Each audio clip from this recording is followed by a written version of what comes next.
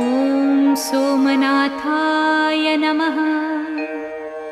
ॐ मल्लिकार्जुनाय नमः। ॐ महाकालेश्वराय नमः।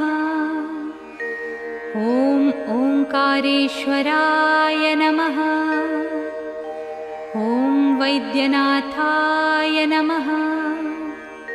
ॐ भीमशंकराय नमः।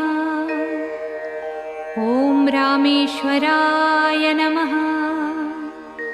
ॐ नागेश्वराय नमः। ॐ विश्वेश्वराय नमः। ॐ त्र्यंबकेश्वराय नमः। ॐ केदारेश्वराय नमः।